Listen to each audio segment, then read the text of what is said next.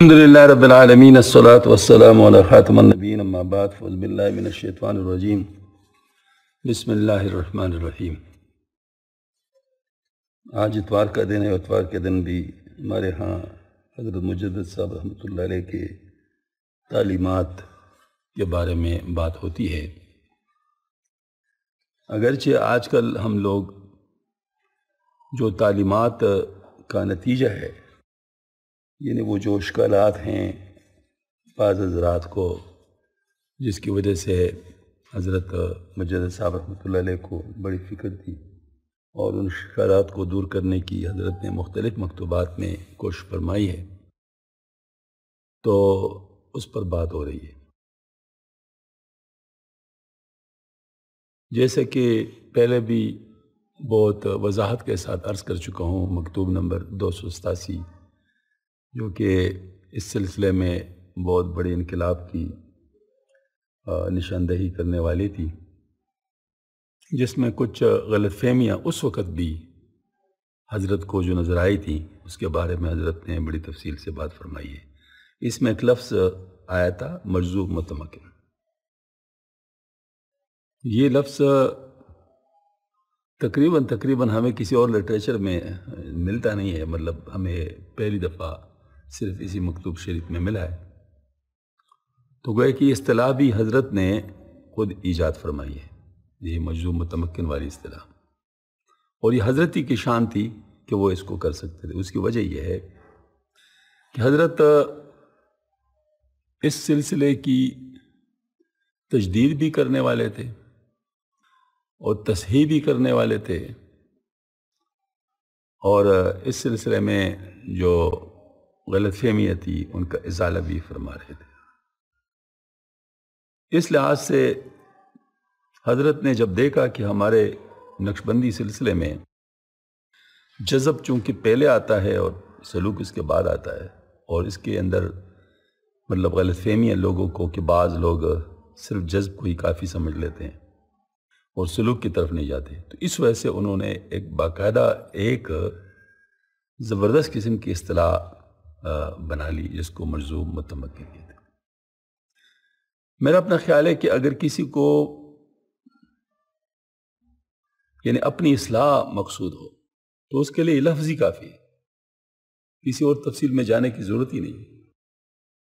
اس کی وجہ ایک مجذوب کا جو لفظ ہے یہ تو جذب سے ہے، مجذوب کا جو لفظ ہے یہ جذب سے ہے۔ اس کا مطلب مجذوب تو ہے، مجذوب کو تو حضرت اس کو مانتا ہے مجذوب، لیکن یہ جو لفظ متمکن ہے یہ تمکین سے ہے۔ تمکین جو ہے یہ اصل میں قرار پانے کو کہتے ہیں، یعنی کسی چیز پر سٹیبل ہونا، اسٹیبلش ہونا، یہ تمکین کہلاتا ہے۔ تلوین کے مقابلے میں، تلوین میں ویریشن ہے، یعنی تبدیلی آتی رہتی ہے حالات میں، جبکہ تمکین میں ایک حال پر انسان ٹھہر جاتا ہے۔ یہ جو تمکین شعبہ ہے یہ سلوک کے ساتھ تعلق رکھتا ہے، مطلب یہ ہے کہ سلوک کے ذریعے سے انسان تمکین حاصل کرتا ہے، کیونکہ انسان کے اندر جو نفسانی عوارض ہوتی ہیں وہ نفسانی عوارض ان کو ایک جگہ پہ ٹھہرنے نہیں دیتے، بلکہ اس کے اندر مختلف وجوہات سے وہ یعنی تبدیلی آتی رہتی ہے، کبھی کس وجہ سے، کبھی کس وجہ سے، کبھی کس وجہ سے۔ تو سٹیبل تبھی ہو سکتا ہے کہ وہ تمام چیزیں ٹھیک ہو جائیں، پھر وہ تمکین کی صفت آ سکتی ہے۔ لیکن حضرت نے اس سلسلے میں جو ارشاد فرمایا کہ تمکین جذب کے ساتھ جو حاصل کر لے، یعنی جذب کے بعد قرار پکڑے اور مطلب اسی کو کافی سمجھے، بلکہ میں کہتا ہوں کہ اس کو ایک لفظ کے ساتھ اگر ہم ملا دیں تو زیادہ آسانی کے ساتھ سمجھ میں بات آ جائے گی۔ ایک لفظ ہے تصوف اور ایک لفظ ہے متصوف۔ ہاں جی، تصوف کا لفظ تو یہی ہے کہ باقاعدہ یعنی ایک پروسیجر ہے، ایک طریقہ کار ہے جس کے ذریعے سے انسان رذائل کو دور کرتا ہے، اخلاق حمیدہ کو حاصل کرتا ہے، یہ مطلب جو ہے نا باقاعدہ ایک پروسیجر ہے۔ لیکن متصوف وہ ہوتا ہے جو تصوف کی طرح نقل کر کے وہ چیزیں حاصل نہیں کرتا لیکن اپنے آپ کو ظاہر کرتے جیسے اس نے حاصل کیا، اس کو متصوف کہتے ہیں۔ یہ باقاعدہ حضرت شاہ اسماعیل شہید رحمۃ اللہ علیہ نے مطلب اس پر بات کی ہے کہ کیسے ان لوگوں نے تصوف کو بگاڑا ہے، متصوف لوگوں نے۔ تو یہ جو متمکن کا لفظ ہے یہ بھی متصوف کے عنوان پر ہے یا نہیں؟ متصوف اور متمکن یہ مطلب ہے کہ زبردستی کو ہے کہ اس پر جو ہے نا مطلب جگہ پکڑنا، یہ متمکن ہے۔ تو اگرچہ وہ اس کے قابل نہیں ہے لیکن وہ اس نے مطلب وہ قرار پکڑ لیا ہے۔ تو جذب کے بعد اگر کوئی اس قسم کی حرکت کرتا ہے تو اس کے بارے میں حضرت کافی بہت الرٹ ہے، ان لوگوں کو الرٹ کر رہے ہیں۔ تو حضرت نے فرمایا، حضرت رحمۃ اللہ علیہ نے مکتوب نمبر 287 میں خانہ کعبہ والی مثال سے واضح کیا کہ جو کسی اور عمارت پر دھوکہ کھا گیا اور اس کو خانہ کعبہ سمجھا تو وہ علماً بھی خانہ کعبہ کی زیارت سے محروم ہے اور عملاً بھی۔ اس طرح اگر کوئی شخص نقشبندی سلسلے کے عظیم انقلاب کے مطابق سلوک کے لیے اگر جذب کو حاصل کرنے میں کوشاں ہو لیکن جذبی کیفیات میں تبدیلی کو سلوک کے 10 مقامات کا طے ہونا ہی سمجھ لے تو ایسے شخص تکمیل سے علماً بھی محروم ہے اور عملاً بھی تکمیل سے محروم ہے۔ ایسے شخص کو حضرت رحمۃ اللہ ملزوم متمکن قرار دیا ہے۔ یہ ایسا ہے جیسے کہ کوئی صبح کاذب کے مطابق فجر کی نماز پڑھے۔ آج کل کے دور میں تصوف میں خاص پریشانی کا سامنا تھا۔ سالکین سال سال سے اس طرح سے جڑنے کے باوجود کبائر میں مبتلا تھے۔ حضرت آپ تشریف لائے تو ایک بات میں ابھی عرض کر چکا ہوں تو دوبارہ میں عرض کرتا ہوں کیونکہ وہ بہت اہم بات ہے۔ وہ لفظ ہے ملزوم متمکن کا لفظ، چونکہ آج اسی پہ بات ہونی تھی۔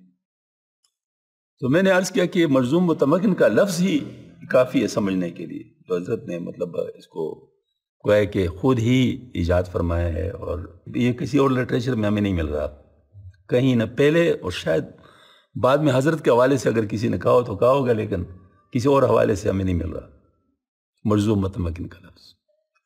اب اتنا زبردست طریقے سے ہی بنا ہے۔ یہ لفظ ہوتا ہے نا تصوف، تصوف کے ساتھ ایک لفظ ہے متصوف۔ جو متصوف کا لفظ ہے وہ گویا کہ صوفی نہیں ہوتا لیکن صوفی اپنے آپ کو ظاہر کرتا ہے، مطلب یہ گویا کہ مطلب وہ زبردستی اپنے آپ کو صوفی کی طرح ظاہر کرتا ہے اور وہ صوفیوں کو بدنام کرتا ہے۔ تو یہاں کا لفظ متمکن ہے، تمکین سے متمکن، کیونکہ تمکین حاصل ہوتا ہے سلوک کے ساتھ۔ اب جس نے سلوک تو نہیں کہ اور متمکن ہو جائے تو زبردستی والی بات ہے نا۔ تو ملزوم متمکن کا لفظ ہی سے گویا کہ ساری بات مطلب واضح ہو جاتی ہے۔ اب جہاں تک حضرت نے بات کی، حضرت نے بالکل ایسی بات فرمائی ہے، مکتوب نمبر 287 بالکل موجود ہے۔ حضرت رحمۃ اللہ علیہ نے مکتوب نمبر 287 میں خانہ کعبہ والی مثال سے واضح کیا کہ جو کسی اور عمارت پر دھوکہ کھا گیا اور اس کو خانہ کعبہ سمجھا تو علماً بھی خانہ کعبہ کی زیارت سے محروم ہے اور عملاً بھی۔ اس طرح اگر کوئی شخص نقشبندی سلسلے کے عظیم انقلاب کے مطابق سلوک کے لیے اگر جذب کو حاصل کرنے میں کوشاں ہو لیکن جذبی کیفیات میں تبدیلی کو ہی سلوک کے 10 مقامات کا طے ہونا سمجھ لے تو ایسا شخص تکمیل سے علماً بھی محروم ہے اور عملاً بھی محروم ہے۔ ایسے شخص کو حضرت رحمۃ اللہ علیہ نے ملزوم متمکن قرار دیا ہے۔ یہ ایسا ہے جیسے کہ کوئی صبح کاذب کے مطابق فجر کی نماز پڑھ لے۔ آج کل کے دور میں تصوف میں ایک خاص قسم کی پریشانی کا سامنا تھا۔ سالکین سال سال سے اس راستے میں سے جڑنے کے باوجود کبائر میں مبتلا ہوتے تھے۔ اس کی وجہ سے خود بھی پریشانی کا سامنا تھا، ان کے ارد گرد کے لوگ بھی حیران تھے کہ اس راستے کا صحیح فائدہ بعض کو نصیب کیوں نہیں ہو رہا۔ اور تصوف جو کہ مٹنے کا نام ہے، سالکین میں سے بعض کو جو کاملین کہا گیا ان میں بھی شریعت کی پابندی مفقود نظر آنے لگی اور بعض نے مقامات، کشف، الہام کو ہی سب کچھ سمجھ لیا، حالانکہ حضرت ان چیزوں کی نفی کر رہے ہیں۔ حضرت تو فرماتے ہیں بھائی شریعت پر استقامت اور عقائد کی پختگی اصل ہے اور باقی چیزیں وہ اعلی ذوق کے سپرد ہیں، کیونکہ راستے کی چیزیں ہیں۔ مطلب اس کے ذریعے سے، بلکہ ایک جگہ فرمایا ہے اس کے ذریعے سے طفلان طریقت کی تربیت ہوتی ہے، یعنی مطلب جو ہے نا وہ جو حوال اور کیفیات ہیں ان کے ذریعے سے تربیت ہوتی ہے۔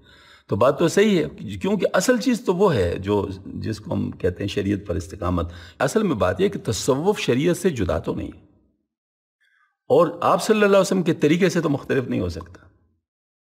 تو آپ صلی اللہ علیہ وسلم نے جب صاف ارشاد فرمایا ما انا علیہ و اصحابی، جس پر میں چلا ہوں، جس پر میرے صحابہ چلیں، تو کوئی تیسرا طریقہ تو نہیں ہو سکتا. یعنی آپ صلی اللہ علیہ وسلم کے طریقوں کو اختیار کرنا پڑے گا، اور آپ صلی اللہ علیہ وسلم کے صحابہ کے مطلب وہ تشریح جو صحابہ نے کی ہے وہی، اور جو صحابہ کا عمل تھا وہی ہمارے لیے معیار حق ہے. ہم کوئی اور طریقہ تو مطلب اس میں بنا نہیں سکتے. اب یہ کہ اگر کوئی چیز ہمیں اس پر لے آئے مانا علیہ و اصحابی پر، تو وہ تو مطلب یہ ہے کہ مقصود حاصل ہو گیا. یعنی جو چیز جس مقصد کے لیے تھی وہ ہم نے پورا حاصل کر لیا. لیکن اگر وہ چیز تو رہ جائے، ہمیں وہ چیز حاصل نہ ہو اور بہت ساری چیزیں ہم اس کے اندر وہ شامل کر لیں کہ یہ حاصل ہو گیا، یہ حاصل ہو گیا، یہ حاصل ہو گیا، تو ہم نے کیا پایا؟ ہم نے تو کچھ بھی نہیں پایا. اصل چیز تو مطلب رہ گئی. تو یہاں پر وہ بات ہے کہ جو تصوف جو کہ مٹنے کا نام تھا، سالکین میں سے بعض جو کاملین کا، ان میں سے بھی شریعت کی پابندی مفقود نظر آنے، اور بعد نے مقامات اور کشف الہامی کو سب کچھ سمجھ لیا، بعد نے دوسرے سلاسل کو کمتر سمجھنا شروع کر لیا. اس لیے بعض مشائخ بھی اس سلسلے میں پریشان تھے.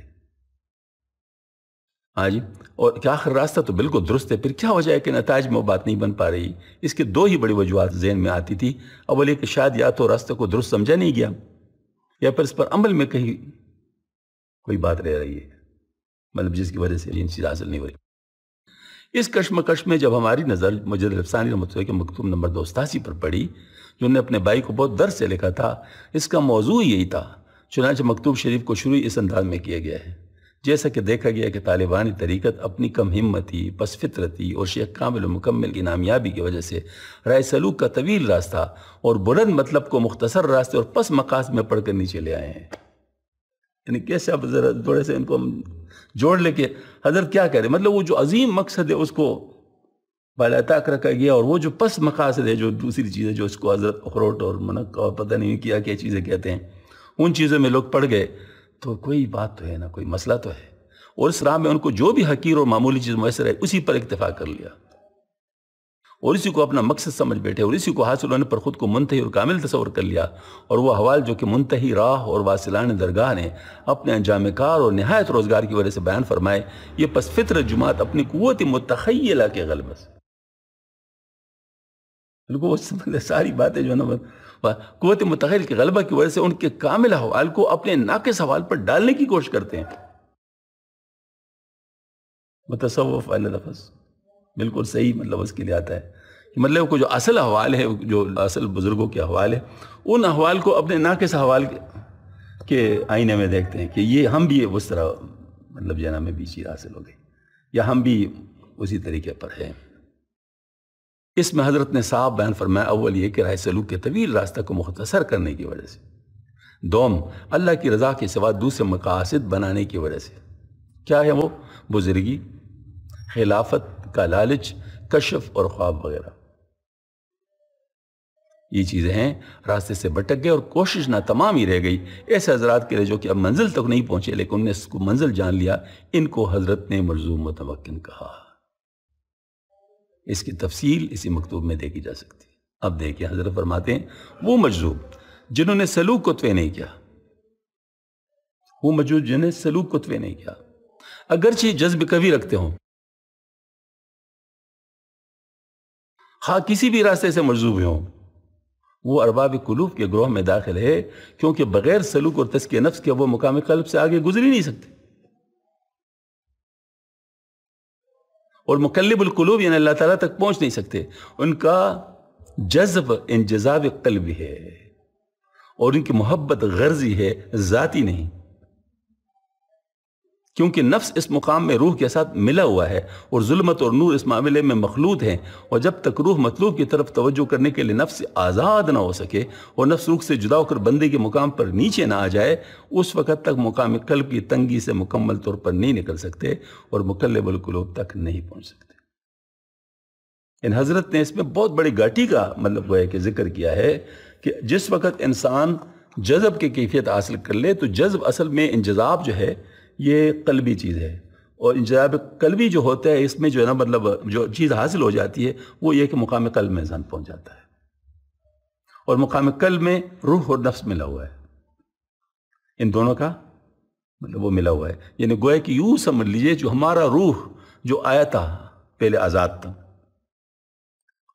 وہ جس وقت نفس کے اندر گر گیا اور پابند ہو گیا اور نفس نے اس کو استعمال کرنا شروع کر لیا اپنے اغراض کے لیے، تو یہ اس وقت اس پوزیشن پہ پہنچ گیا ہے کہ اب اس کو جدا کر سکتا ہے، یہ مقام قلب ہے۔ پہلے تو نفسی کا غلام ہوگا نا، مطلب پہلے تو اس میں کچھ، یعنی جب تک یہاں تک نہیں آیا تو پھر تو نفسی کے مطابق ہی چلے گا، لیکن مقام قلب پر پہنچنے میں یہ خوبی ہے کہ وہاں پہنچ کے اب یہ نفس سے اپنے روح کو آزاد کر سکتا ہے، اور اس کے آزاد کرنے کا طریقہ سلوک کا طے کرنا ہے۔ لہٰذا ایک سٹیپ طے ہو گیا، اور وہ جذب کا حصول ہے۔ جذب حاصل ہو گیا، اب آگے جا کر سلوک طے کر کے تکمیل کر دے اپنی، آسان سی بات ہے۔ ایسے سالکین جو ذکر کی وجہ سے جو جذب ملتا ہے، اسی پر اطمینان حاصل کر نفس کی تزکیہ کی طرف مائل نہ ہو، بلکہ جذبہ کی غلبہ سے جو ان کے قلب کی ایک حالت سے دوسری میں جاتا ہو محسوس ہو، اسی سے انہیں گمان کیا ہو کہ مقامات سلوک طے ہو کر چکے ہیں، اسی گروہ کو مرجو متوکل کہا جاتا ہے۔ کئی طریقے سے حضرت نے سمجھایا نا، اور یہ لوگ ابھی منزل سے دور ہوتے ہیں لیکن اپنے آپ کو واصل سمجھتے ہیں۔ اسی مکتوب میں مرجو متوکل سے جڑے نقصانات کی طرف حضرت ارشادہ فرماتے ہیں، ان میں گروہ نے اس خیالی کمال اور وہمی وصال، اس خیالی کمال اور وہمی وصال کی بنیاد پر پیری مریدی مسند اور مخلوق کے پیشوائی کو منتخب کیا، اور اپنے نقصان کی وجہ سے بہت سے کمالات رکھنے والوں کو ضائع کر دیا، اور دوسروں کو بھی گمراہ کیا، خود بھی ضائع ہو گیا اور دوسروں کو بھی ضائع کیا۔ ضلوا فضلوا علیکم۔ انہی کی ایک اور صفت یہ بھی ہوتی ہے کہ اپنے آپ کو زیادہ کامل سمجھتے ہیں، یا بنسبت کاملین کے۔ اس بارے اس مکتوب شریف میں فرماتے ہیں، کمال کا تخیل، وصال کا وہم۔ حضرت نے اس سلسلے میں بالکل جڑوں کو ہلایا، بالکل مطلب یعنی ہر چیز کو ہر طرف سے مطلب سمجھائے۔ کمال کا تخیل، وصال کا وہم سالکان جذب نارسیدہ کی نسبت، سالکان جذب نارسیدہ کی نسبت مجذوبان سلوک نہ کردہ میں زیادہ ہوتا ہے۔ اب ذرا تھوڑا سا غور فرمائیں الفاظ میں، فارسی کے الفاظ ہیں نا تو ذرا تھوڑا سا کھولنے پڑیں گے۔ سالکان جذب نارسیدہ، یہ سالک مجذوب کے بارے میں ہے، یعنی پہلے سلوک طے کر لے پھر اس کے بعد ان کو جذب ہو۔ تو جن نے سلوک تو طے کر لے لیکن ان کو جذب ابھی تک حاصل نہیں ہوا، یہ سالکان جذب نارسیدہ ہے۔ سمجھ میں آ گئی بات؟ سالکان جذب نارسیدہ ہے، یعنی ان کو جذب وہابی ابھی حاصل نہیں ہوا، سلوک انہوں نے طے کر لیا ہے۔ تو حضرت نے ان کو فرمایا سالکان جذب نارسیدہ کی نسبت مجذوبان سلوک نہ کردہ، یعنی جذب جن کو حاصل ہو جس کو نے ابھی سلوک طے نہیں کیا ہو۔ ہاں جی بالکل،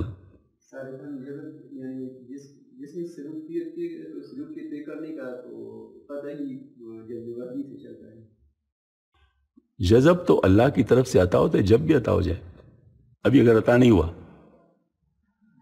کیونکہ جذب وہ بھی تو آپ کی مرضی کے مطابق نہیں ہوگا نا، وہ تو اللہ تعالیٰ دے گا نا، تو جب بھی دے گا، اگر نہیں دیا تو سالکان جذب نارسیدہ ہو گیا نا۔ سلوک تو ان کا اپنے ارادے و اختیار کے ساتھ ہے، لیکن جذب وہ بھی ہو تو اپنے اختیار سے نہیں ہے نا۔ تو جن کو ابھی نہیں ملا، سالکان جذب نارسیدہ اس کو کہتے ہیں۔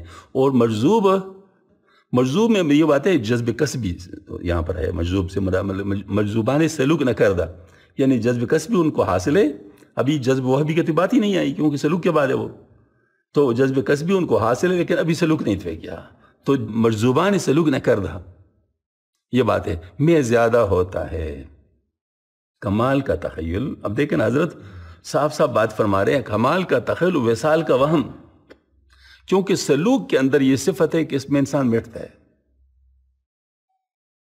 مطلب یہ کہ کیونکہ اس میں انسان کو اپنی کمیاں عوارض نظر آتے، مطلب ان کو پتہ چلتا ہے کہ بھئی میں تو یہ بھی نہیں کر پا رہا، یہ بھی نہیں کر پا رہا، یہ بھی نہیں کر پا رہا، تو ان کو تو وہ تو ظاہر مطلب ہے کہ وہ اپنے آپ کو وہ کامل سمجھتے نہیں۔ جبکہ مجذوب جو ہوتا ہے وہ ہوا میں ہوتا ہے، آج اس کو کنٹرول پر سلوک کرتا ہے کہ پھر دوبارہ سلوک کی طرف آتا ہے تو پھر اس کو ذرا پھر پتہ چلتا ہے کہ میں کدھر ہوں، یعنی اس کے پاؤں زمین پہ لگتے ہیں تو پھر اس کے بعد پھر تھوڑا سا اپنے آپ کو سمجھنے لگتے ہیں نا۔ تو کیونکہ مبتدی اور منتہی جذب کی صورت میں ایک دوسرے کے شریک ہے، دیکھو حضرت فرما رہے ہیں، کیونکہ مبتدی اور منتہی جذب کی صورت میں ایک دوسرے کے شریک ہے، اگرچہ حقیقت میں ایک دوسرے سے کچھ مناسبت نہیں رکھتے۔ اب دیکھا حضرت نے کیا فرمایا، اب اس پر بھی کوئی زور کرے گا کہ جذب مبتدی کافی، یعنی بالکل صاف صاف بات ہے، کیونکہ مبتدی اور منتہی جذب کی صورت میں ایک دوسرے کے شریک ہیں، یعنی صورتاً شکل ایک جیسی ہے، اگرچہ حقیقت میں ایک دوسرے سے کچھ مناسبت نہیں رکھتے. یہ تو خود کو باکمال سمجھنے کی بات تھی، لیکن خود عوام بھی ان کو زیادہ باکمال سمجھتے ہیں. ہاں جی، اس کی وجہ حضرت بیان کرتے ہوئے اس مکتوب شریف میں فرماتے ہیں بلکہ ہم تو کہتے ہیں کہ مرزوق متمکن یعنی مقام قلب میں قرار پذیر مرزوق کی نسبت فائدہ اور فیض کی مقدار کے لحاظ سے منتہی مرجو سے زیادہ ہوتا ہے. منتہی کے فائدے مثلا توجہ یا اس قسم کی جو چیزیں ہوتی ہیں ان کی زیادہ مؤثر ہوتی ہیں. منتہی کے فائدے کی کیفیت اور حالت مرزوق کے فائدے کی کیفیت سے زیادہ، کیونکہ منتہی مرجو کو بھی اگرچہ عالم کے ساتھ مناسبت ہے، ہاں، لیکن وہ ظاہری صورت میں ہے، لیکن حقیقت میں منتہی عالم سے جدا ہے. یعنی اس کو دل سے اس کے ساتھ کوئی تعلق نہیں، وہ اپنے ارادے سے اس کے ساتھ شامل ہے. ہاں جی، تو خلوت در انجمن جس کو مطلب کہتے ہیں نا، مطلب ویسے اس میں وہ ہے اگرچہ ان کے ساتھ ہے نہیں.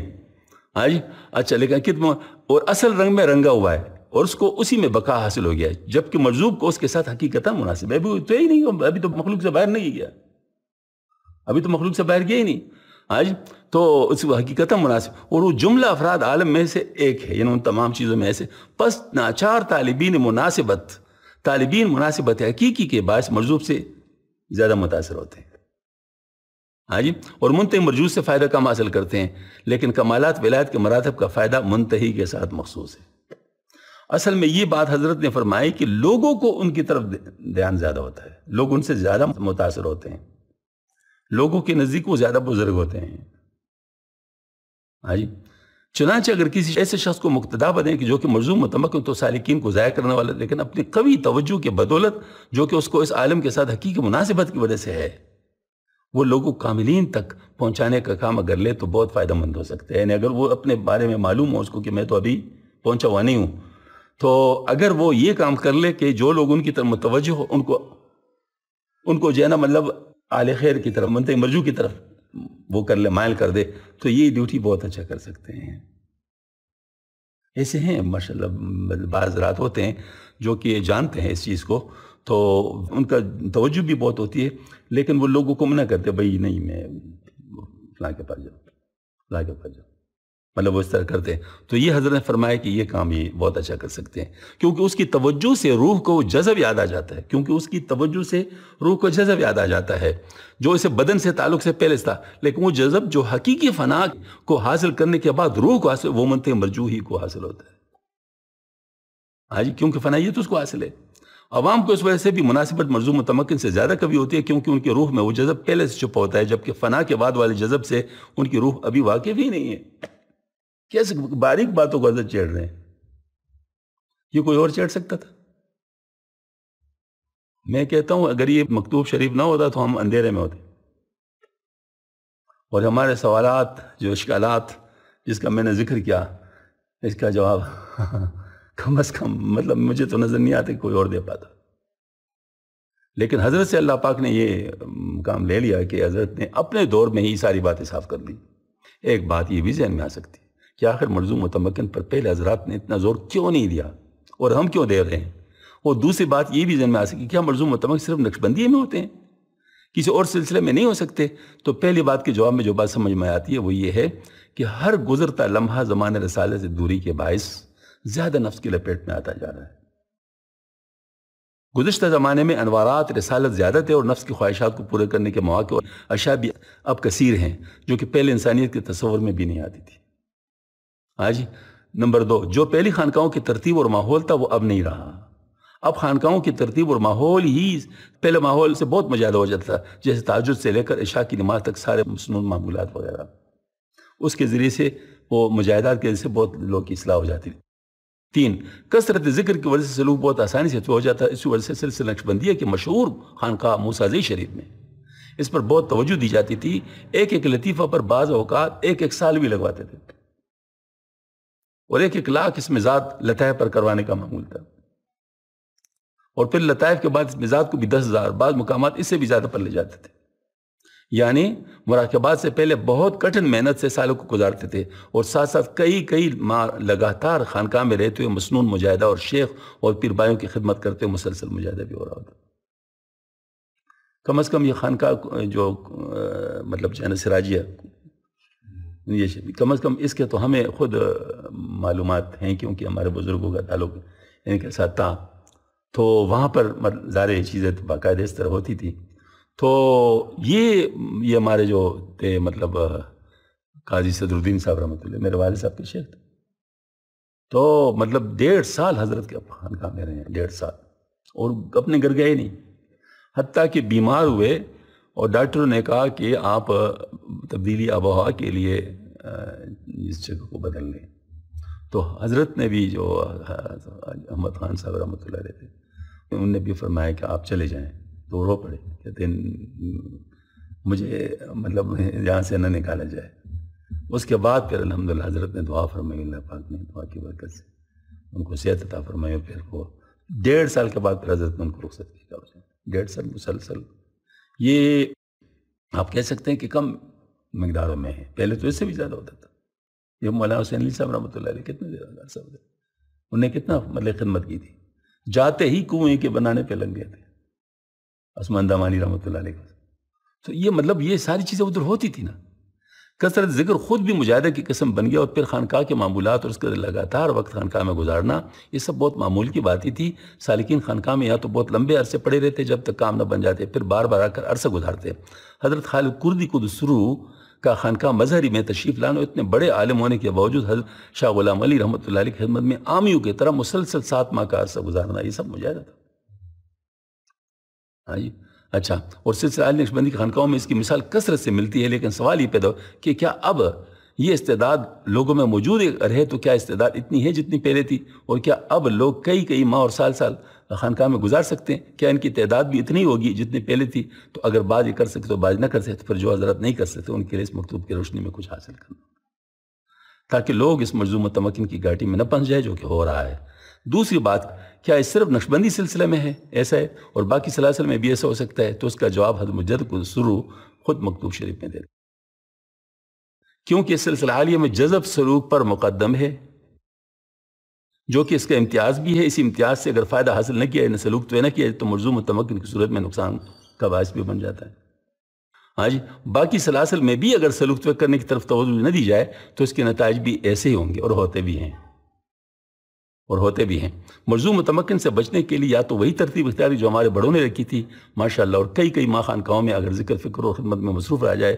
ظاہری بات ہے کہ بعض صاحب ذوق شاید ایسا کر لیں، لیکن باقی ذرات کے لیے بھی کچھ ہونا چاہیے. اگر ذکر مناسب ترتیب کے ساتھ اور معمول کی زندگی کو زیادہ متاثر کیے بغیر کچھ مجاہدات اعتدال میں کروائے جائیں تو امید ہے کہ عوام کو بہت نفع ہوگا، جبکہ خواص کے لیے تو پہلا طریق موجود ہے، اس سے تو کوئی ممانعت بھی نہیں، واللہ عالم. اچھا، اس میں اب میں ایک بات عرض کرتا ہوں، بہت بڑی بات ہے، اللہ تعالیٰ مجھے توفیق عطا فرمائے کہ میں اسے عرض کر سکوں. وہ یہ ہے، نقشبندی سلسلے کا ایک طور امتیاز ہے،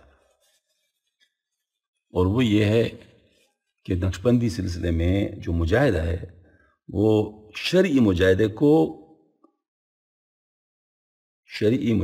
جو مطلب شرعی مسنون مجاہدہ اور شرعی مجاہدہ ہے، جیسے صحابہ کیا ہوتا تھا، اس کو عزیمت کے ساتھ کرنا، رخصت نہ کرنا، اختیار کرنا. یہ باقاعدہ حضرت کے اس میں رخصت نہ مطلب اس میں اختیار کرنا، عزیمت کے ساتھ.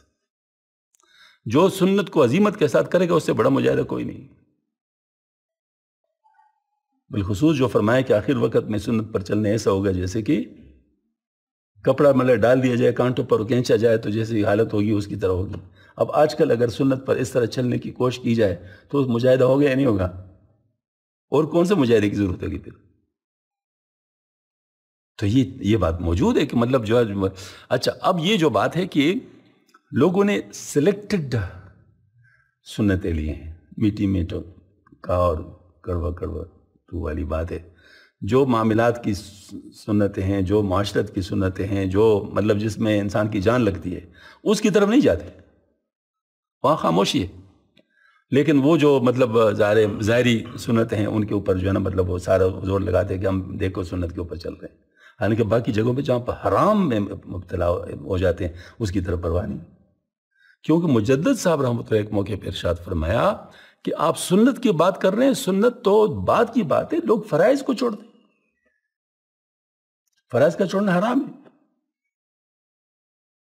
تو اس کے لیے کیا ہونا چاہیے؟ مطلب یہ والی بات ہے. مطلب یعنی اس کو اگر ہم دیکھیں تو اگر ہم لوگ یہی بات کر لیں، یعنی مثال کے طور پر جو سلوک ہے نقشبندی سلوک اگر ہم طے کرنا چاہے تو اگر ہم اس طریقے پر عمل کر لیں تو یہ صبر بھی اس میں حاصل ہو جائے گا، توکل بھی اس میں حاصل ہو جائے گا، اس میں ریاضت بھی ہو جائے گا، اس میں تمام مقامات خود بخود طے ہو جائیں گے، لیکن اس طریقے سے، عزیمت کے طریقے سے، شیخ کی نگرانی میں باقاعدہ۔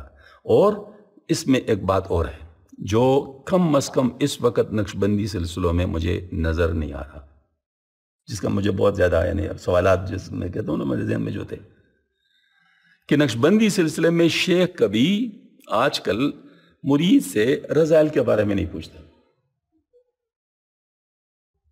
یہ رواج ہی نہیں ہے کہ رذائل کے بارے میں پوچھ لیا جائے کہ مطلب یہ کیا ہے اور یہ کیا ہے اور اس طرح کیا ہے، تم یہ کیا کرتے ہو، یہ کیسے کرتے ہو، ہاں جی، عیوب کے بارے میں پوچھنا ہو، تمام چیزوں کے بارے اس کے بارے میں ذکر نہیں، صرف مراقبات کی بات کرتے ہیں۔ اچھا آپ فلاں مراقبہ کر لو، فلاں کر لو، فلاں سبق ہے، فلاں سبق ہے۔ سبق سے خود بخود اصلاح ہو جانا، یہ تو جذب والی بات ہے۔ تو جب تک آپ رذائل کو نہیں چھیڑیں گے اس وقت تک تو آپ کا سلوک طے ہی نہیں ہو سکتا، کیونکہ سلوک رذائل کو دبانے کا نام ہے۔ مقام کیا چیز ہے؟ مقامی ریاضت کیا چیز ہے؟ نفس کی سستی کو دور کرنا ہے۔ جب تک آپ نفس کے اس رذیلے کو دور نہیں کریں گے تو مجھے بتاؤ آپ کو کیا حاصل ہو سکتا ہے؟ اس طرح قناعت کیا چیز ہے؟ قناعت، مقامی قناعت کیا چیز ہے؟ حرص کو دور کرنا ہے نا۔ تو جب تک آپ نے حرص والی بات کو نہیں ختم کیا تو اس وقت تک مطلب یعنی آپ نے تو کچھ حاصل نہیں کیا۔ آپ جتنے ہی بے شک مراقبے کر لیں لیکن وہ چیز تو اب تو ادھر ہی ہے نا۔ تو یہ اصل میں والی بات ہے کہ اس کو ہم ذرا اس کو اپنے طور پہ دیکھیں گے تو اس میں یہ ہے کہ ابھی میں آگے اس پہ جا رہا ہوں، مقامات طے کرنے سے کیا مراد ہے؟ مقامات طے کرنے سے کیا مراد؟ مقامات طے کرنے سے کیا مراد ہے؟ یہ اہم سوال ہے۔ اس کی ایک وجہ ہے، جس طرح حال کے دو معنی ہیں، ایک تبدیل ہونے والی کیفیت جس کو تلوین کہتے ہیں، اس کے بارے میں جب کوئی سالک اپنی کیفیات کی بات کرتے ہیں کہ فلاں کیفیت تھی جو اچھی تھی اب نہیں رہی، تو شیخ اس کو کہتے کوئی بات نہیں، یہ احوال بدلتے رہتے ہیں، اصل تو مقام ہے۔ یعنی حال کے جو تبدیل ہونے والا حال ہے اس کے مقابلے میں مقام، مطلب یہ کہہ سکتے۔ دوسرا معنی حال کا وہ ہے جو جانداری کے معنی میں آتا ہے، یعنی صرف بات نہیں ہو بلکہ ایک حقیقت پا لے، یعنی قال کے مقابلے میں جس کو بولا جائے، قال کے مقابلے میں حال، قال را بگزار مرد حال شو پیش مرد کامل پامال شو۔ بس اس طرح مقام بھی دو معنوں میں استعمال ہوتا ہے، ایک تو وہ ہے جس کو مرتبہ کے معنی میں لاتے ہیں اور ایک وہ جس کو استقامت کے معنی میں لاتے ہیں۔ اب جو یہاں پر مقامات سلوک ہے یہ استقامت کے معنی میں ہے، اور لوگ اس کو سمجھے ہوئے وہ ٹائٹلز مطلب جو جس کو مطلب مرتبہ کے معنی میں جو ہے اس کے بارے میں سمجھتے ہیں۔ میں ایک آرمی آرگنائزیشن میں تھا تو لیفٹیننٹ کرنل صاحب ہمارے جو تھے ساتھ ہمارے بڑے تھے، تو ہمارے کولیگ مطلب جو ہے نا اس نے مطلب کوئی کام اس کو دیا تو اس نے کر لیا۔ اس نے کہا بھائی آپ نے اپنی ڈیوٹی پوری کر لی تو اس پر کیا شاباش ہے؟ ڈیوٹی پوری کرنے پہ تو کوئی شاباش نہیں ہے۔ ہاں میں کرتا ہوں لیکن آپ کسی اور سے شاباش نہ مانگے، یہ تو آپ نے ڈیوٹی پوری، آپ کی ذمہ داری یہی تھی۔ اب ڈاکٹر کے پاس اگر کوئی مریض چلا جائے اور اس کا علاج کر لے تو اس نے اپنی ڈیوٹی پوری کی نا، وہ تو اس کے پاس گیا کس لیے تھا؟ اسی لیے تو گیا تھا۔ تو اسی طریقے سے مطلب یہ ہے کہ آپ جب یعنی جیسے رشوت مطلب ہوتا ہے، مطلب وہ جو ہے نا وہ ایک افسر کے پاس جاتے ہیں، آپ کا اس کے ساتھ کام ہے تو اس کی ڈیوٹی یہ ہے، وہ آپ کے مقابلے میں اگر آپ سے کچھ مانگے تو اس کو لوگ کیا کہیں گے؟ وہ رشوت کہہ دیں گے، مطلب یہ رشوت ہے۔ تو اسی طریقے سے مطلب یہ ہے کہ یہ جو رذائل ہیں، رذائل کو دور کرنا ہماری ذمہ داری ہے۔ قد افلح من زکاہا، ہماری گردن ہی تب چھوٹے گی جب ہم رذائل کو دبائیں گے، ہمارا کام ہی یہی ہے۔ قد افلح من زکاہا، وہ قد خواب کیوں اس کے مقابلے میں قد خواب من دسا ہے؟ تو قد خواب من دسا کے وعید سے بچنے کے لیے قد افلح من زکاہا کی طرف آنا پڑے گا، یہ آپشنل نہیں ہے، یہ لازم ہے۔ تو اب جب یہ والی بات سمجھ میں آ گئی تو یہ استقامت کے معنی میں آتا ہے۔ استقامت کے معنی کہ آپ اپنے رذائل کو دبا کر اعمال پر استقامت اختیار کر لیں، یہ مقامات، یہ مقام ہے۔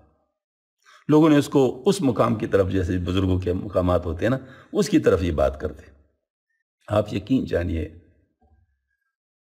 مجھے تو ظاہر ان چیزوں کا علم بھی نہیں تھا، تو مجھ سے ایک دفعہ پوچھا ایک صاحب نے حرم شریف میں، افغانی تھے، افغانی عالم تھے، مجھ سے پوچھا کہ آپ کا کون سا مقام، میں ذکر کر رہا تھا تو اس کو ذکر شاید برا لگ رہا ہوگا، واللہ عالم، کوئی پتہ نہیں مسئلہ ہوگا اس کو. تو مجھے کہتا ہے آپ کا کون سا مقام ہے؟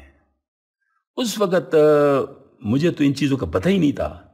تو یہ چیز اتنی مشہور تھی کہ میں نے اسے کہا ہمیں ان مقامات کے بارے میں کچھ نہیں علم ہوتا، یہ نقشبندی حضرات آپس میں باتیں کرتے رہتے. یعنی دیکھ رہا اس وقت بھی میرے ذہن میں کیا بات تھی کہ ہمیں مقامات کے بارے میں کچھ علم نہیں کہ کون سا مقام ہے، کیونکہ ہمارے شیخ چشتی تھے، تو کبھی مقام کا لفظ تو ہم نے ان سے اس طرح سنا بھی نہیں تھا. تو ہم نے کہا ہم لوگ اس کے بارے میں نہیں جانتے، یہ باتیں نقشبندی حضرات کرتے رہتے. پھر اس نے جو سوال کر لیا تو سوال پر سوال بہن پتہ چلا او ہو غیر مقلد ہے اور وہ تو ہمیں چھیڑنا چاہتے ہیں، وہ تو چشتی نقشبندی والی بات نہیں ہے، یہ تو کچھ اور مسئلہ ہے. تو پھر اس کے بعد ذرا میں بھی الرٹ ہو گیا.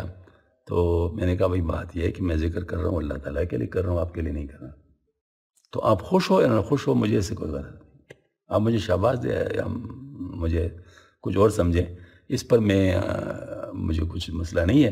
اگر آپ کو اس سے تکلیف ہو رہی تو میں کسی اور ستون کے پیچھے بیٹھ کر لوں گا، آپ کو تکلیف نہیں دوں گا. یہی میں کر سکتا ہوں، اس سے زیادہ میں کیا کروں؟ موٹا اور جو ہے نا مطلب ہے کہ وہ کسی اور ستون کے پیچھے بیٹھ گیا اور اپنا ذکر جاری رکھا.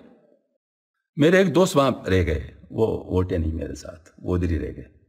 بعد میں اس دوست نے مجھے کہا کہ بڑا غصہ تھا، کہتے بڑا گستاخ ہے. میں نے کہا گستاخ کو گستاخ ٹکر گیا. ایسے ہوتے ہیں بعض دفعہ ایسا معاملہ ہوتا ہے. تو مطلب میرا یہ کہ یعنی ہمارے ہاں یہ چیزیں تھی ہی نہیں، سوچ ہی نہیں تھا، اور ہونا بھی نہیں چاہیے.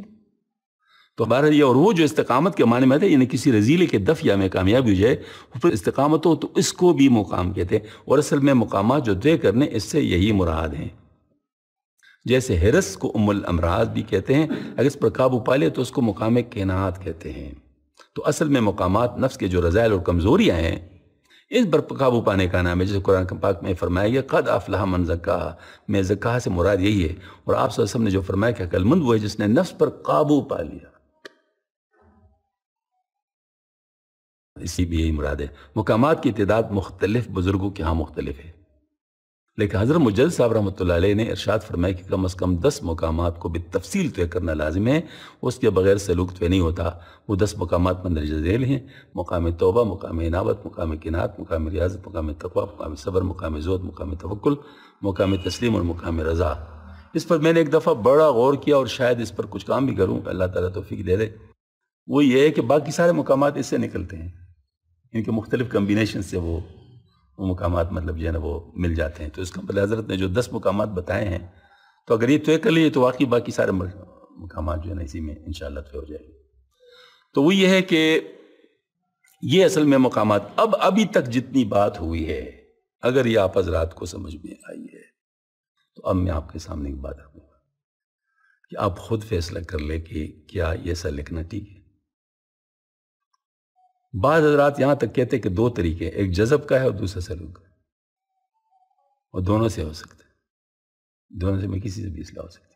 اب یہ میرا دعویٰ نہیں ہے، میں آپ کو نام نہیں لوں گا، لیکن ایک بہت بڑے نقشبندی شیخ ہیں، یہ اس نے لکھا ہے، میں ہو بہو نقل کر کے آج میں لکھوایا ہے، ہو بہو نقل کر کے، مطلب جو ہے نا میں نے کوئی اپنی طرف سے ان سے لکھوایا.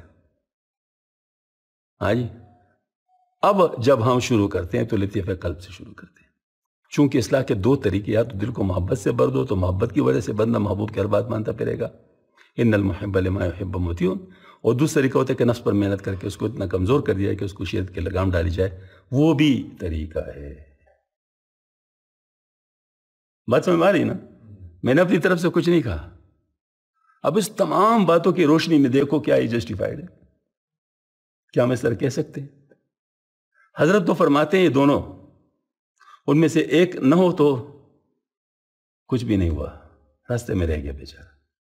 اور یہ صاحب کہتے ہیں نہیں، ان میں سے جس میں بھی ہو جائے تو ٹھیک ہے. بلکہ یہاں تک بعضوں نے کہا ہے کہ جذب کی مثال ایسی ہے کہ جیسے کہ لیفٹ پہ چڑھنا، اور سلوک کی مثال ایسی جیسے سیڑھے پہ چڑھنا. تو آپ سیڑھے پہ چڑھے چاہے لیفٹ پہ چڑھے ایک ہی بات ہے، مطلب مقام تو وہی ہے، وہ وہاں تک تو پہنچ ہی جاؤ گے. اچھا، اب مشائخ نقشبند دل کے مراقبے سے کام شروع کرتے ہیں، اور چونکہ دل کو نفس کے ساتھ مناسب ہے تو نفس کا تزکیہ اور نفس کی اصلاح اس کی ضمن میں ہوتی چلی جاتی ہے.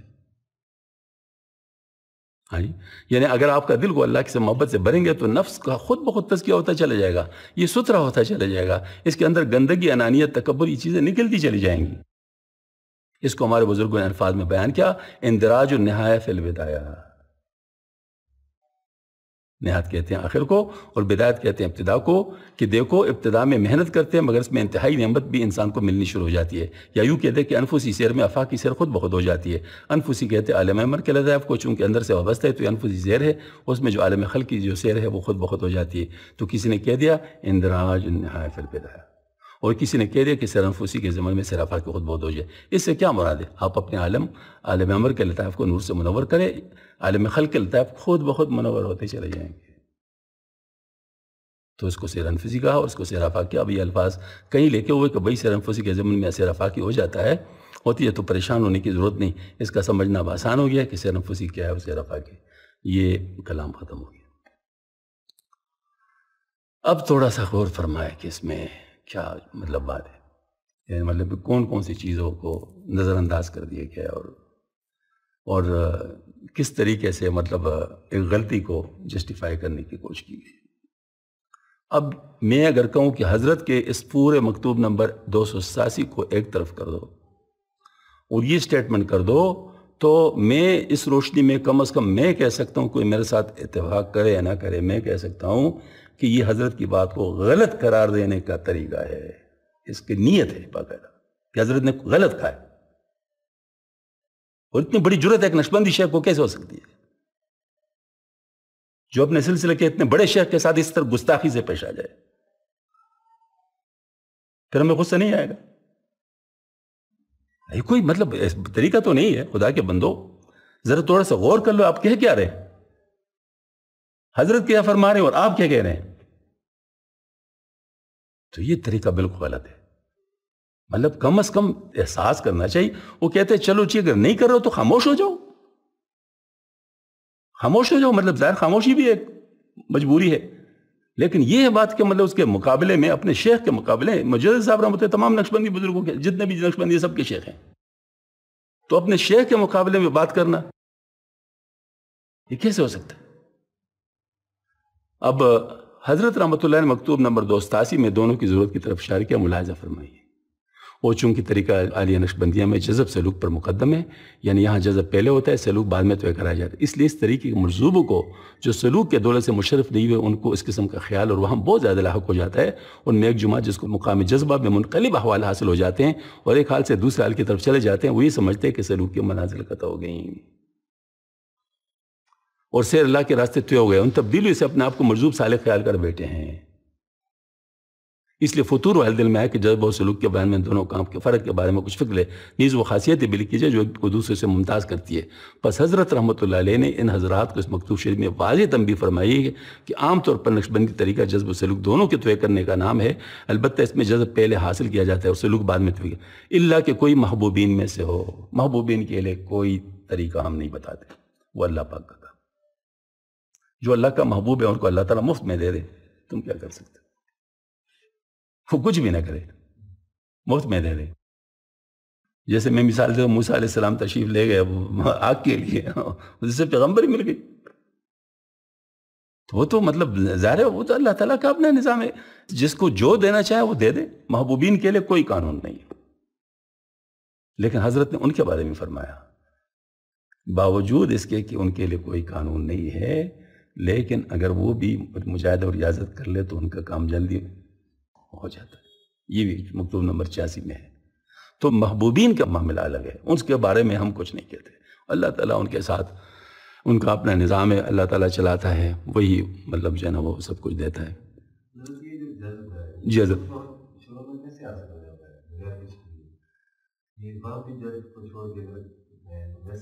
دیکھیں میں آپ کو بات بتاؤں، مثال دیتا ہوں صرف۔ حضرت خواجہ نجم الدین کبریٰ رحمۃ اللہ علیہ بہت بڑے بزرگ گزرے ہیں، تو غالباً شیرازی رحمۃ اللہ علیہ ان کی بات ہو رہی ہے، نہیں وہ محاورہ اور ہے، ان کا ساتھ مناظرہ ہوا تھا، یہ مناظرہ والا نہیں ہے۔ تو ان کے والد ان کی طرف اشارہ ہو گیا کہ ان کے پاس چلے جاؤ، یعنی ان کا کر لو، یعنی اللہ تعالیٰ نے ان کی طرف بھیج دیا۔ تو ان کے والد صاحب کے پاس گئے، ان کے والد صاحب ان کے جاننے والے تھے، تو ان سے کہا کہ اپنی اولاد کو میرے ساتھ ملاؤ، بچوں کو ملاؤ میرے ساتھ. تو جتنے بچے تھے وہ ان میں سے وہ جو ایک جو تھا آوارہ پھرتا تھا جنگلوں میں، تو وہ جو ہے نا مطلب وہ ان کو نہیں لایا اور باقی سب لائے.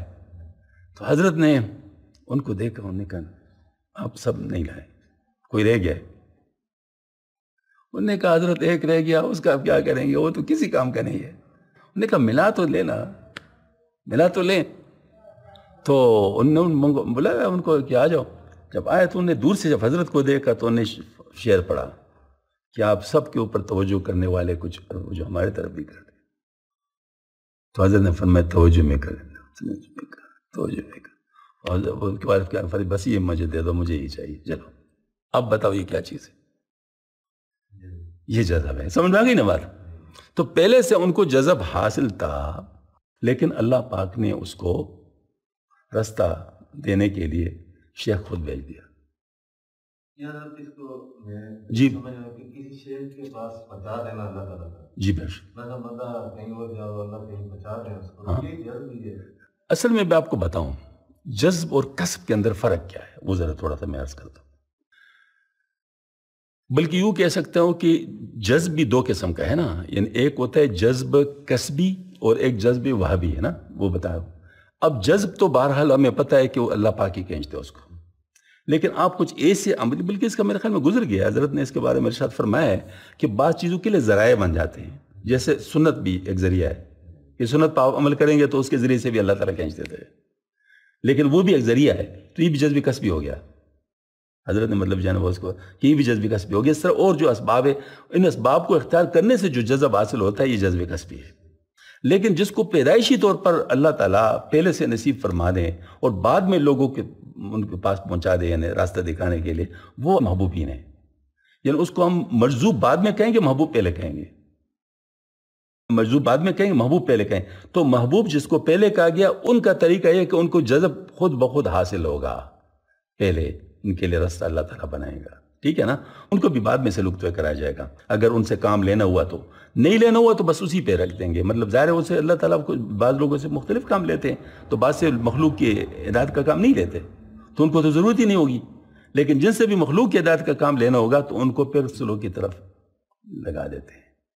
اس کی بڑی مثال جو ہمارے قریبی دور میں ہمارے کاکا سے رحمۃ اللہ علیہ کی، ان کو ویسی نسبت حاصل تھی اور بہت قوی نسبت حاصل تھی. ہاں جی.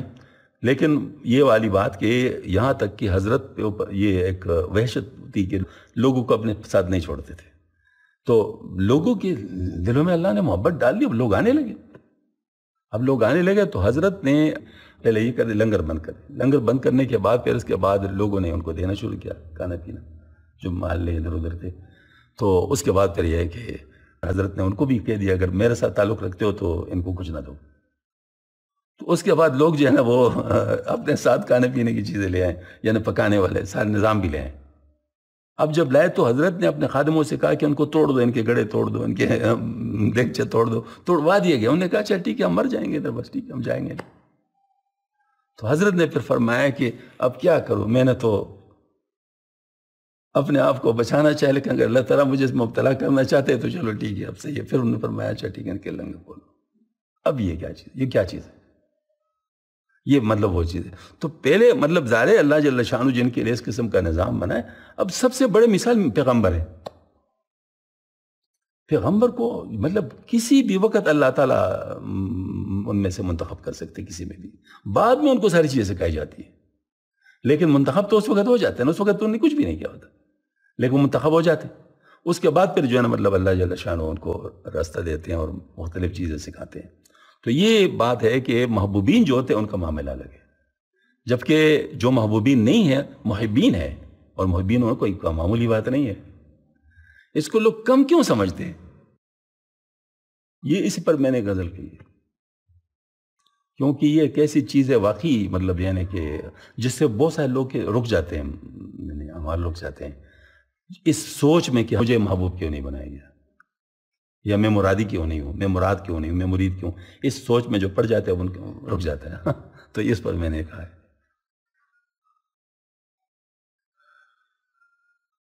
اور اس کو پڑھا بھی ماشاءاللہ اچھا ہے ماشاء اللہ، حافظ صاحب نے پڑھا ہے۔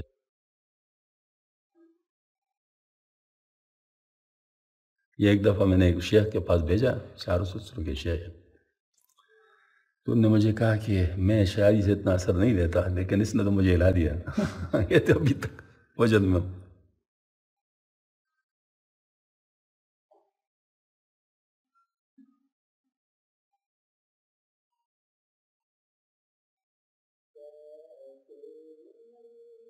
کہوں کہ اسے نے بلایا نہیں مجھے،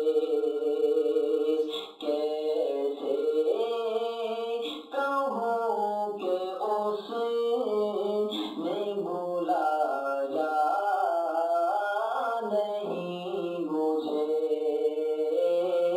کافی ہے اپنے دل سے اٹھایا نہیں مجھے، کافی ہے اپنے دل سے اٹھایا نہیں مجھے، چپ کے سے میرے کان میں کچھ ایسا کہہ دیا، چپ کے سے میرے کان میں کچھ ایسا کہہ دیا، لوگوں کے کہنے سننے کی پرواہ نہیں مجھے، لوگوں کے کہنے سننے کی پرواہ نہیں مجھے، بیکار اگر لوگ کہیں مجھے کو تو کہیں، بیکار اگر لوگ کہیں مجھے کو تو کہیں، اب اس کو چھوڑنے کا حوصلہ نہیں مجھے، اب اس کو چھوڑنے کا حوصلہ نہیں مجھے، اس کا ہوں اس کا ہی رہوں اس کا ہی بنوں میں، اس کا ہوں اس کا ہی رہوں اس کا ہی بنوں میں، روکے اب اس سے کوئی رشتہ نہیں مجھے، روکے اب اس سے کوئی رشتہ نہیں مجھے، کافی ہے اپنے دل سے اٹھایا نہیں مجھے، کیسے کہوں کہ اسے نے بلایا نہیں مجھے، میں اسے کے سہارے سے ہی قائم رہوں شبیر، میں اسے کے سہارے سے ہی قائم رہوں شبیر، اب دوسروں پہ کوئی بھروسہ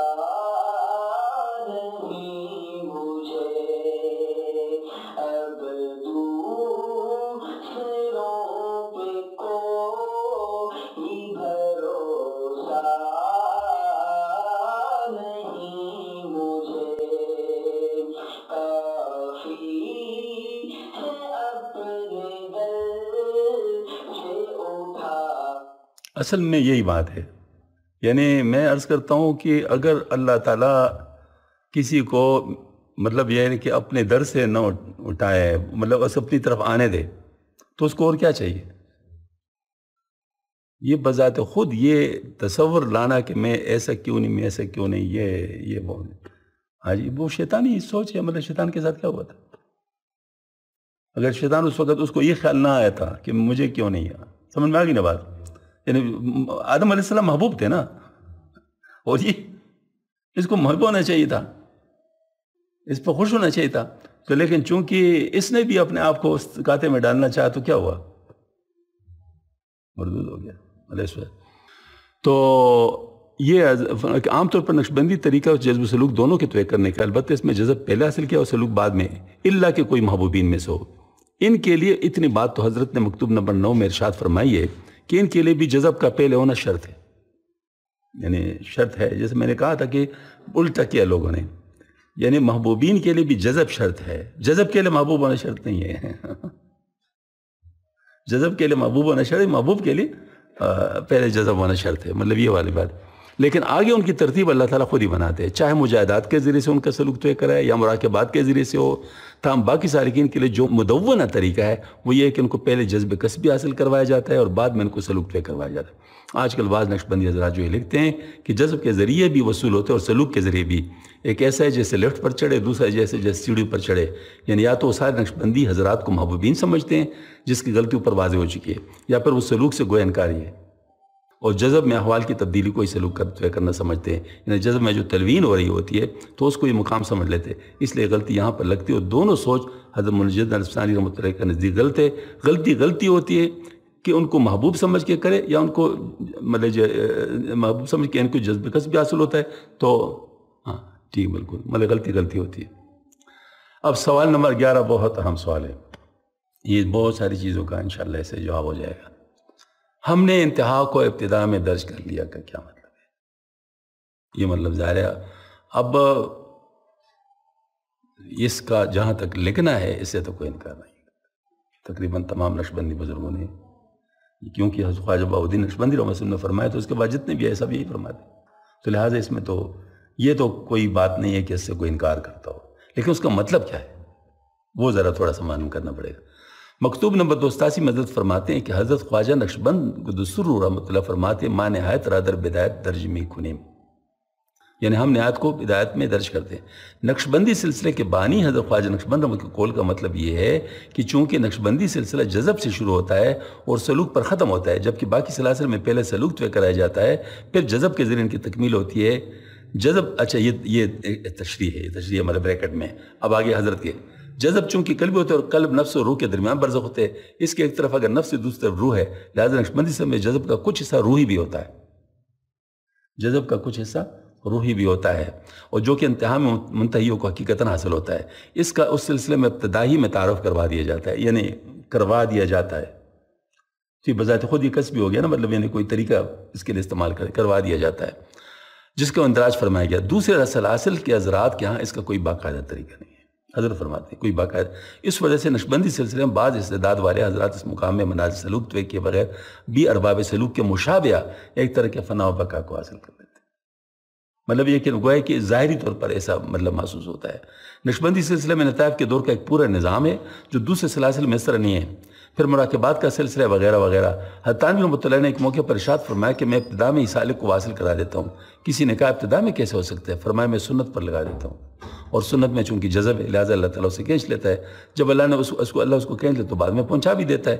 اس سے بہرحال کام شروع ہو جاتا ہے. تو یہی بات تانوی حسن بھی فرمائی، حالانکہ تانوی حسن کا طریقہ چشتی تھا. اس لیے کہا جا سکتا ہے کہ آج کل کا معیاری طریقہ یہی ہے، کیونکہ آج کل ابتدا سے مجاہدے کے لیے کوئی تیار نہیں ہوتا. اس کی وجہ ہے کہ مجاہدے کے لیے بھی کسی قدر جذب کی ضرورت ہے. اگر یہ نہ ہو تو کوئی مجاہدہ نہیں کر سکتا. روح کو بدن کے ساتھ تعلق حاصل ہونے سے، حضرت فرماتے ہیں، یہ تھوڑی سی تشریح تھی، روح کو بدن کے ساتھ تعلق حاصل ہونے سے پہلے یعنی عالم ارواح میں اپنے مقصود کی طرف ایک قسم کی توجہ حاصل تھی. جب روح بدن میں آ گیا تو بدن کے تقاضوں مشغولی کی وجہ سے وہ توجہ زائل ہو گئی. نقشبندی سلسلے کے کابرین نے اس توجہ کو دوبارہ حاصل کرنے کا ایک کسبی طریقہ وضع کر لیا، لیکن روح کے اپنے بدن کے ساتھ تعلق کی وجہ سے قلب پر روح اور نفس دونوں کا اثر ہوتا ہے. اس لیے جب قلب پر اس توجہ کو دوبارہ حاصل کرنے کی کوشش کی تو روح اور نفس دونوں کی جامع توجہ ہوتی ہے، یعنی وہ نفس سے بھی متاثر ہوتی ہے اور روح سے بھی. اس لیے اس توجہ سے نفس کے اثر کو دور کرنے کے لیے کیا سلوک طے کرنا لازم ہوتا ہے. پر جب سلوک طے کر کے سالک فنائے نفس کا مقام حاصل کرتے ہوئے روح کے فنا حاصل کر لیتے ہیں تو روح کو اب جو توجہ اپنے مقصود کی طرف حاصل ہوگی وہ اس توجہ سے مختلف ہوگی جو روح کو بدن سے متعلق ہونے سے پہلے حاصل تھی. ہاں جی، کیونکہ روح کو اس وقت کسبی فنا حاصل نہیں تھی. موجود توجہ فنائے نفس اور روح کے بعد کسبی طور پر حاصل کی گئی. البتہ جو ابتدائی سلوک میں کسباً حاصل ہونے والی توجہ صورتاً انتہائی سلوک پر حاصل ہونے والی توجہ کی طرح ہوتی ہے، جبکہ حقیقتاً ایسا نہیں ہوتا ہے، کیونکہ صورت و حقیقت میں بہت فرق ہوتا ہے. بس خواجہ نقشبند رحمۃ اللہ علیہ نہایت کو بدایت میں درج کرنے کا فرمان اس طرف اشارہ ہے کہ وہ توجہ روحی کو حاصل کرنے کا یہ کسبی طریقہ کہیں اور نہیں ہے، لیکن اس پر رکنا نہیں ہوتا ہے کیونکہ اس کو حقیقت کو پانے کے لیے سلوک طے کرنا ہوتا ہے. اس ملفوظ کے ان الفاظ میں ذکر شاید اس لیے فرمایا کہ سالکین کو اس کا حاصل کرنے کا شوق ہو. اس جگہ ایک نقطہ کو جاننا ضروری ہے، وہ یہ کہ روح کو بدن کے ساتھ تعلق ہونے سے پہلے اپنے اپنے مقصود کی طرف ایک قسم کی توجہ حاصل تھی، اور جب روح بدن کے ساتھ متعلق ہوئی تو وہ توجہ بھی زائل ہو گئی. اس سلسلہ عالیہ کے اکابرین نے سابقہ توجہ کے ظہور کے لیے ایک طریقہ وضع کیا ہے، لیکن چونکہ روح کا تعلق بدن کے ساتھ ہے اس لیے توجہ قلبی موجود رہتی ہے جو نفس اور روح کے توجہ کی جامع ہے. اس میں شک نہیں کہ توجہ روحی توجہ قلبی میں مندرج ہے، لیکن وہ توجہ روحی جو منتہیوں کو فنا کے بعد حاصل ہوتی ہے اس کی بقا حقانی وجود کے ساتھ ہے، جس کو ہم بقا باللہ کے ساتھ تعبیر کرتے ہیں. وہ توجہ روحی جو قلبی توجہ کے ضمن میں ہے، بلکہ روح کی توجہ جو بدن کے ساتھ متعلق ہونے سے پہلے تھی، وہ ایسی توجہ جو باوجود ہستی روح کے ہونے کے فنا نے اس کی طرف راہ نہیں پائی، اور روح کی ہستی کے باوجود کے ساتھ روح کے توجہ کے درمیان اور روح کے فنا کے ساتھ روح کے توجہ کے درمیان بہت بڑا فرق ہے. لہٰذا اس توجہ روحی مندرجہ کو نہایت کہنا اس اعتبار سے کہ وہ روحی کی توجہ ہے کیونکہ نہایت میں صرف یہی توجہ باقی ہے، یعنی اس کی طرح ہے. لہٰذا بدایت میں نہایت کے اندراج سے مراد یہ ہے کہ نہایت کی صورت بدایت میں مندرج ہے، نہ کہ نہایت کی حقیقت، کیونکہ ان کا بدایت میں اندراج محال ہے. ہو سکتا ہے کہ لفظ صورت یہ حضرت فرماتے ہو سکتا ہے کہ لفظ صورت اس لیے نہ لائے ہو کہ اس راہ کے طالبوں میں ترغیب شوق پیدا ہو. حقیقت یہی جو میں نے اللہ تعالیٰ کے توفیق سے بیان کی. تو حضرت نے فرمایا کہ جو اندراج والی بات ہے وہ صرف اور صرف اس کو مطلب گوئے کہ قصباً اس طریقے سے حاصل کرنا ہے کہ وہ اس کی طرح نظر آئے، گوئے کہ شوق و ذوق اس کی طرف پیدا ہو، جو اس میں پیدا ہوا تھا اس کی طرح شوق و ذوق پیدا ہو اور اس کو سلوک میں استعمال کیا جائے. یہ نہیں کہ جو چیز بعد میں پیدا ہونی تھی فنائیت کے بعد وہ چیز ادھر پیدا ہوئی، کیونکہ فنا ہے ہی نہیں، ابھی تو اس نے سلوک کے ذریعے سے فنائیت حاصل کرنی ہے. تو جب تک اس نے فنائیت حاصل نہیں کی اس کو وہ جذب حاصل نہیں ہو سکتا. اس کو اس وقت جذب مقام قلب والا حاصل ہو گیا ہے، مقام قلب سے نکلنے والا جذب اس کو حاصل نہیں ہے ابھی، جو فنائی روحی کے بعد ہے. آج وہ اس کو ابھی حاصل نہیں ہے. تو اصل میں بات یہ کہ یہی چیز لوگ نہیں جانتے اور ان الفاظ کو لے کے ایسے پکڑ کے بیٹھ گئے کہ اس پر کسی بات کو بھی ساتھ نہیں لاتے، حالانکہ حضرت نے بالکل وضاحت کے ساتھ یہ بات بیان فرمائی ہے. اللہ جل شانہ ہم سب کو حضرت کے فیض و برکات سے زیادہ سے زیادہ حصہ نصیب فرمائے، اور جس طرح یعنی دل سوزی کے ساتھ حضرت نے بات کی، بلکہ حضرت نے تو ایک موقع پہ یہ بھی ارشاد فرمایا کہ بھئی اسباب سے کہاں تک بھاگو گے، سلسلہ میں داخل ہونا بھی تو ایک سبب ہے، سلسلہ میں داخل ہونا بھی تو ایک سبب ہے. آج تو ظاہر مطلب ہے کہ وہ تو یعنی کوئی بات، کیونکہ وجہ کیا ہے اصل میں بات یہ ہے کہ یہ تو سارے طریقے ہیں اور طریقے مقصود نہیں ہوتے، وہ ذریعے ہوتے ہیں، صرف ذریعے ہوتے ہیں. ہاں البتہ کسی کے لیے ذریعہ آپ بناتے ہیں مدون کر کے، اور کسی کے لیے اللہ تعالیٰ بناتے ہیں. تو جو محبوبین ہیں ان کے لیے اللہ تعالیٰ بناتے ہیں، وہ ہمارے ڈومین میں ہے ہی نہیں. اب حضرت نے بعض دفعہ اپنے حوالے بیان کیے اور حضرت محبوب تھے، ایسے کوئی انکار کر سکتے. حضرت تو اپنے محبوب ہے، کیونکہ حضرت کا ایک مکتوب شریف ہے. کون سا مکتوب شریف تھا جس کی تشریح پر حضرت نے فرمائی تھی؟ 121 تھا، جس میں حضرت نے اپنے کچھ ایک مکتوب شریف کی تشریح فرمائی تھی کہ اس میں حضرت نے اپنے بارے میں کچھ باتیں فرمائی تھی جس پر لوگوں نے بڑا شور و غوغا کیا تھا. پھر اس کی تشریح حضرت نے دوسرے مکتوب میں بڑی تفصیل کے ساتھ کی. مکتوب 87 میں حضرت نے باتیں کی تھی نا، اس کے تشریح غالباً 121 میں تھی. اس پر ہم نے الحمدللہ 6 قسطوں میں ماشاءاللہ اس پر بڑی تشریح نوٹ مطلب کیا ہے، کیونکہ وہ بہت اعلیٰ معارف ہیں، اور حضرت نے وہ معارف جو اپنے بیان فرمائے تھے اس میں حضرت نے بڑی عجیب عجیب باتیں کی ہیں. وہ جو عجیب عجیب باتیں ہیں اس سے لوگ کنفیوژن ہوئی، حتیٰ کہ حضرت شیخ عبدالحق محدث دہلوی رحمہ سے کوئی کنفیوژن ہوئی تھی. تو انہوں نے بھی کچھ مطلب اس کے بارے میں کچھ بات، پھر حضرت کو تحقیق ہو گئی تو انہوں نے تو رجوع کر لیا، لیکن کچھ لوگوں نے بہت شور شرابہ کر لیا تھا، تو اس پر حضرت نے 121 مکتوب نمبر میں پوری تفصیل بیان فرمائی تھی اور اپنا محبوبیت والی بات بالکل عیاں فرمائی تھی کہ میرے ساتھ معاملہ بالکل اور ہے، اس وجہ سے آپ لوگ ان چیزوں کو اس معنی میں نہ لیں، یہ مطلب یہ ہے کوئی اسپیشل کیس ہے، اور اسپیشل کیس تو اسپیشل کیس ہی ہوتا ہے، ہاں جی، تو یہ مطلب وہ والی بات ہے۔ تو حضرت نے بعض دفعہ اپنے جو احوال بیان کیے جس میں یہ فرمایا کہ اس ضمن میں حاصل ہو جاتی ہے چیزیں، تو یہ محبوبین کے لیے ہے، محبوبین کے لیے، بغیر اس کے بھی اگر حاصل ہو جائے تو اس میں کون کہہ سکتے ہیں، ان کا تو معاملہ ہی ہو رہا ہے۔ لہٰذا ہم محبوبین کی بات کرتے ہی نہیں ہیں، نہ اس کے بارے میں نفیاً کچھ کہتے ہیں، نہ مثبتاً کہتے ہیں کہ وہ ہمارے اس میں نہیں ہے، ہم لوگ اس کے بارے میں کچھ نہیں کہتے۔ ہاں البتہ جو محبین ہیں، جو کرنا چاہتے ہیں، جو منیبین ہیں، ان کے لیے اللہ تعالیٰ نے ایک نظام بنایا ہوا ہے، اور سارے سلسلے ہیں، ہر سلسلے کا اپنا اپنا پروسیجر ہے، اپنا اپنا طریقہ ہے، جس طریقے سے بھی کوئی کمال حاصل کر لے ٹھیک ہے، ان کا حصہ ہے، اللہ تعالیٰ سب کو نصیب فرما دے۔ ہمیں کسی سے کوئی غرض نہیں، کوئی نقشبندی سلسلے سے ہی حاصل کرے، کوئی چشتی سے حاصل کرے، کوئی سروردی سے حاصل کرے، کوئی قادری سے حاصل کر لے، کوئی شاذلی سے کرے، کوئی کبروی سے حاصل کر لے، وہ اس میں کیا، وہ تو اصل مقصد تو اللہ کو پانا ہے، اصل مقصد تو کسی سلسلے کو نہیں لینا، تو جو چیز مقصود ہے وہ تو اللہ کو پانا ہے، اس کے لیے ہم اپنے آپ کو پیش کر لیں۔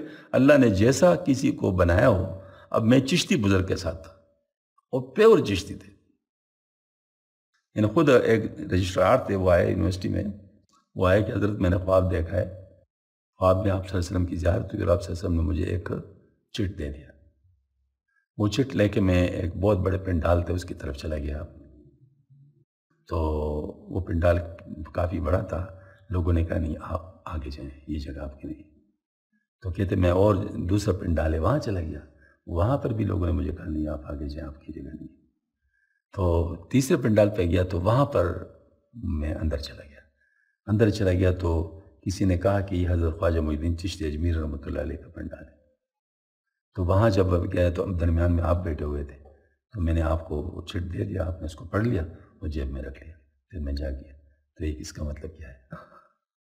تو حضرت نے فرمایا کہ اس میں یہ بات ہے کہ ہمارا سلسلہ بائے چشتی ہے مطلب جڑا ہوا ہے، متصل ہے، البتہ آپ کی خدمت میرے حوالے ہو گئی، یعنی یہ والی بات ہو گئی۔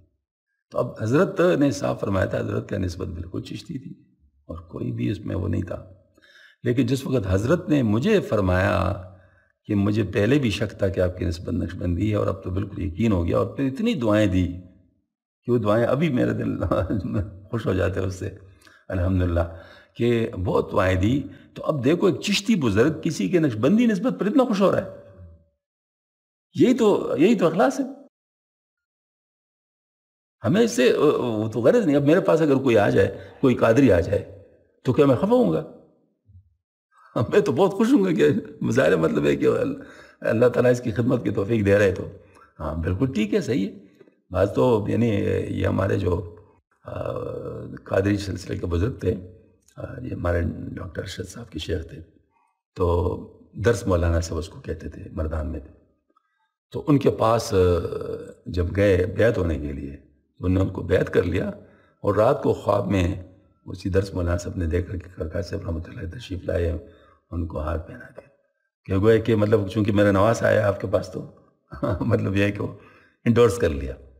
تو اب دیکھو وہ ہوتا خوش ہوتے ہیں، ظاہر مطلب یہ خدمت کا موقع ملتا ہے، اس سے تو ان کو دعائیں ملتی ہیں، ان سے تو ان کو ماشاءاللہ فیض ملتا ہے، تو لہٰذا یہ تو کوئی بات ہی نہیں ہوئی کہ میں اس بارے میں کہہ دوں کہ نہیں میرے پاس چشتی آ جائے، میرے پاس نقشبندی آ جائے، میرے پاس قادری آ جائے، میرے پاس سروردی آ جائے، ان معاملوں میں ہم پڑھتے نہیں۔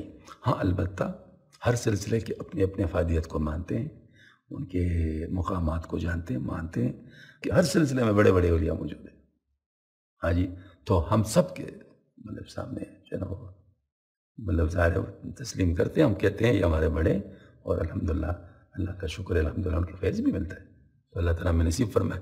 بلکہ میں تو یہاں تک کہتا ہوں کہ جتنے سلاسل کی بات نہیں کر رہا ہوں، جتنے شعبے دین کے، جتنے دین کے شعبے ہیں، اگر مجھے سب کے ساتھ محبت ہے اور میں سب کے لیے دعا کرتا ہوں، تو میں مصروف ایک میں ہوں لیکن سب کا فیض مجھے مل رہا ہے، سب کے جڑنے کا فیض جو ہے نا مجھے مل رہا ہے، مجھے بیٹھے بیٹھے سب کچھ مل رہا ہے، تو میں کیوں نہ ان کے ساتھ ہو جاؤں؟ مجھے آخر کرنا کیا پڑ رہا ہے؟ میں دعا ہی کر رہا ہوں نا ان کے لیے. تو دعا کیا ہے؟ مشیت الہی کے ساتھ ہونا ہے نا. مشیت الہی کا یہ ہے کہ آخر اللہ پاک نے اس شعبے پیدا فرما دے. اب میں ان شعبوں کی اگر قدر کرتا ہوں تو میں مشیت الہی کا احترام کر رہا ہوں. اب میں اپنے نفس کو درمیان میں لاؤں کہ نہیں، چونکہ میں صوفی ہوں لہٰذا یہ تبلیغ ٹھیک نہیں ہے، میں جو صوفی ہوں تو یہ جہاد ٹھیک نہیں، میں صوفی ہوں تو یہ چیز نہیں. اخلاص کی علامت ہے یہ. بل ہم چاہتے ہیں کہ سب سلسلے چلتے رہیں، یہ سب شعبے چلتے رہیں، اور سب افراد جتنے بھی خیر کی طرف آنے والے ہیں ان کے لیے کوئی رکاوٹ نہ ہو. جی بالکل، ہاں خوشی ہونی چاہیے، بالکل ہونی چاہیے. بس یہی بات ہے، یہی بات ہے، یہی بات ہے. اللہ تعالیٰ میں نصیب کرے.